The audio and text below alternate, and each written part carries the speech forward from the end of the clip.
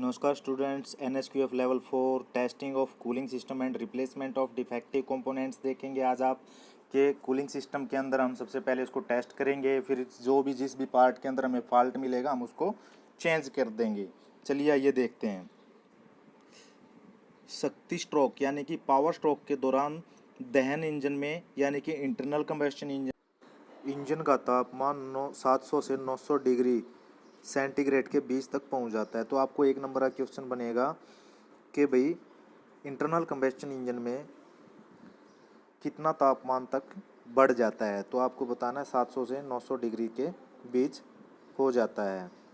आगे देखेंगे 30% गर्मी निकासी स्ट्रोक के दौरान निकल जाती है। तो यह पूछेगा कि भाई एग्जॉस्ट गैस के द्वारा कितने % गर्मी को बाहर निकाला जाता है। तो आपको बताना है 30% गर्मी को बाहर निकाला जाता है।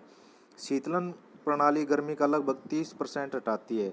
और जो है कूलिंग जो सिस्टम है अपना कूलिंग सिस्टम है या शीतलन प्रणाली है वो गर्मी को कितने % हटाती है। तो आपको बताना है 30% हटाती है। एक वाहन में अधिकांश इंजन ऊर्जा 70% गर्मी में बदलती है। तो भाई यहाँ पर हमारा क्या है 70% जो इंजन के अंदर इंटरनल कंबस्शन के इंजन पावर स्ट्रोक के दौरान जो एनर्जी है वो 70% गर्मी में बदलती है। और इस गर्मी की देखभाल करना शीतलन प्रणाली का काम है। तो उसको कम करने के लिए भाई 70% में से 30% गर्मी को कम करने के लिए हम क्या लगाते हैं, कूलिंग सिस्टम लगाते हैं। शीतलन प्रणाली का प्राथमिक कार्य इंजन को सामान्य से अधिक गर्म ओवर हीटिंग से बचाना है। तो यहाँ पर आप क्या देखेंगे कि यह बता रहा है कि भाई जो हीट को कम करना है, कूलिंग सिस्टम का काम क्या है, अधिक इंजन से अतिरिक्त गर्मी यानी कि ज़्यादा गर्मी को हटाना है। तो शीतलन प्रणाली का प्राथमिक कार्य इंजन के सामान्य से अधिक गर्म ओवर हीटिंग से बचाना है।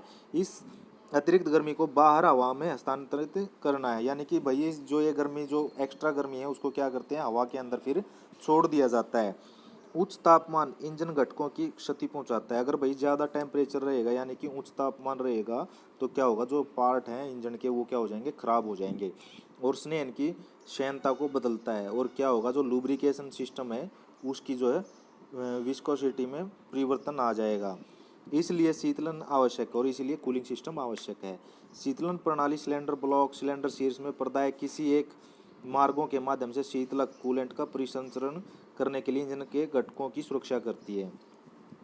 तो यह क्या करती है भाई, इंजन के हेड ब्लॉक में से घूमते हुए वाटर जैकेट के जरिए उसको क्या करती है, गर्मी को अपने अंदर सोख लेती है।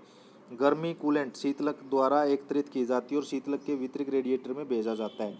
और जो भाई कूलिंग के अंदर कूलेंट के अंदर जब गर्मी को सोख लिया जाता है तो वह कहाँ जाता है, आगे रेडिएटर में जाता है। और रेडिएटर के माध्यम से वह क्या है, गर्मी को हवा में छोड़ देता है। और इसी प्रकार से इंजन का इष्टतम तापमान बना रहता है। इष्टतम का मतलब एक नॉर्मल टेम्परेचर बना रहता है कि भाई जिससे इस द्वारा अच्छी प्रकार से हमारे को एवरेज मिल सके, हमारा इंजन अच्छी प्रकार से कार्य कर सके। अब देखते हैं शीतलन प्रणाली में सामान्य दोष कि भाई जो कूलिंग सिस्टम है उसमें कौन कौन सी मेन प्रॉब्लम आया करती हैं। सबसे पहले है पानी पंप की पुली बेल्ट ढीली या टूटी है। कि भाई जो इंजन के ऊपर और जो आपका पंप है उसके ऊपर एक बेल्ट के द्वारा उसको चलाया जाता है। अगर वह बेल्ट लूज है, ढीली है, टूट गया तो हम क्या करेंगे, उसको बदल देंगे। कूलेंट का स्तर कम है, कूलेंट का स्तर अगर कम हो जाए स्टूडेंट्स तो हमें क्या करना है, उसके अंदर उसको टॉप लेवल तक जो है फ्यूल इसको कूलेंट को भरना है। थर्मोस्टेट दोषपूर्ण, थर्मोस्टेट अगर ख़राब हो गया तो हम उसको क्या करेंगे, रिप्लेस कर देंगे। जिससे क्या होगा, थर्मोस्टेट अगर ख़राब हो जाएगा तो हमारा जो है जो एक नॉर्मल टेम्परेचर है जो 80 डिग्री टेम्परेचर के ऊपर जो है वाटर का सर्कुलेशन बनता है उससे पहले बनना स्टार्ट हो जाएगा। पानी पंप दोषपूर्ण कि भाई जो वाटर पंप है अगर वो पानी ना आगे ट्रांसफ़र नहीं करेगा, आगे प्रेशर के साथ नहीं भेजेगा तो जो है कूलिंग सिस्टम सही प्रकार से काम नहीं करेगा। रेडिएटर की पंखुड़ियाँ गंदी या बंकित हैं। अगर रेडिएटर की पंखुड़ियाँ भाई टेढ़ी हैं, मुशियोड़ हैं तो हमें क्या करना है, उनको ठीक करवाना है। अगर वो ठीक नहीं हो सकती तो हम रेडिएटर को क्या करेंगे, बदल देंगे। पानी पंप का पंखा टूटा या स्टीग्रस्त है। भाई जो वाटर पंप के ऊपर जो आगे फैन लगा होता है जो उसको रेडिएटर को ठंडा करने का काम करता है, उसके अंदर से हवा को खींचने का काम करता है, अगर वह टूटा हुआ तो हम उसको क्या करेंगे, बदल देंगे। शीतलन प्रणाली में शीतलक का रिसाव। शीतलन प्रणाली में शीतलक का रिसाव का मतलब है कि भाई कूलिंग सिस्टम के अंदर से कहीं से पानी लीकेज है तो हमें उसको चेक करना है कि कहाँ से लीकेज है और उसको ठीक करना है। शीतलन पंखे की मोटर दोषपूर्ण है। अगर भाई जो रेडिएटर का फैन है, अगर उसमें मोटर लग रही है, अगर वो ख़राब है तो हमें उस मोटर को क्या करना है, बदल देना है। रेडिएटर अवरुद्ध है, प्लग, तो भाई हमें क्या करना है, रेडिएटर को क्लीन करवाना है, साफ करवाना है। रेडिएटर ढक्कन दोषपूर्ण है, यानी कि रेडिएटर कैप जिसे बोलते हैं, अगर वो ख़राब है तो हमें उसको क्या करना है, बदल देना है।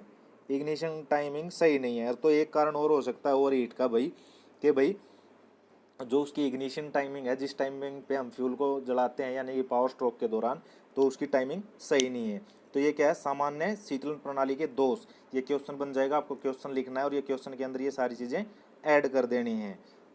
अभी हमने जो है शीतलन प्रणाली के बारे में सीखा कि भाई कूलिंग सिस्टम किस प्रकार से काम करता है, कितने % गर्मी को, हीट को बाहर छोड़ता है और कितने % उसके अंदर हीट प्रोड्यूस होती है, पैदा होती है, और फिर उसमें कौन कौन से जो है प्रॉब्लम्स आती हैं, दोष आते हैं।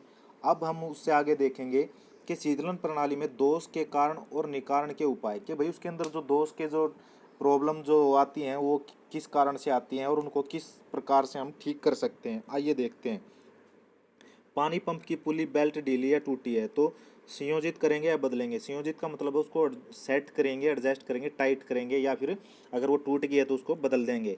कूलेंट का स्तर कम है तो कूलेंट के स्तर की जांच करेंगे, कम है तो इसमें और मिलाएंगे। तो भैया अगर उसमें कूलेंट कम है तो हम क्या करेंगे, उसमें और मिला देंगे, यानी कि उसको कंप्लीट करेंगे। थर्मोस्टेट दोषपूर्ण है तो थर्मोस्टेट में बदल देंगे। पानी पंप दोषपूर्ण है तो पानी पंप को भी बदल देंगे।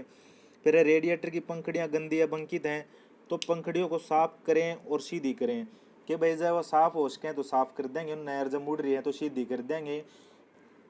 फिर पानी पंप का पंखा टूटा है, क्षतिग्रस्त है तो पानी पंप के पंखे न बदल देंगे। शीतलन प्रणाली में शीतलक का रिसाव, शीतलन प्रणाली की मरम्मत करेंगे। भाई जड़े तो रिसाव होता होगा, जड़े तो लीकेज है, उसना आप रिपेयर करेंगे, मेंटेनेंस करेंगे। शीतलन पंखे की मोटर दोषपूर्ण है, मोटर की जांच करेंगे और बदलेंगे। भाई शीतलन पंखा यानी कि जो कूलिंग सिस्टम का जो पंखा है, फैन है, अगर उसकी मोटर ख़राब है तो उसना हम बदल देंगे। रेडिएटर अवरुद्ध है तो रेडिएटर की जांच करें और बदलें। अगर रेडिएटर भाई ब्लॉक हो गया है तो हम क्या करेंगे, उसने चेक कराएंगे, अगर ठीक हो सकेगा तो ठीक कराएं, नहीं तो उसने बदल देंगे। रेडिएटर ढक्कन दोषपूर्ण है तो रेडिएटर ढक्कन ऊपरी छेद की जांच करेंगे और रबड़ सील की जांच करेंगे। यदि दोषपूर्ण है तो बदल देंगे। भाई उसके ऊपर जो सील लग रही है उसने चेक कराएंगे और अगर वो ख़राब है तो उसने क्या कराएंगे, बदल देंगे। थर्मोस्टेट रिसाव, स्विच दोषपूर्ण है, स्विच को बदल देंगे। थर्मोस्टेट में अगर स्विच हो अगर एक भाई जो अगर वो ख़राब है तो हम उसने क्या कराएंगे, बदल देंगे।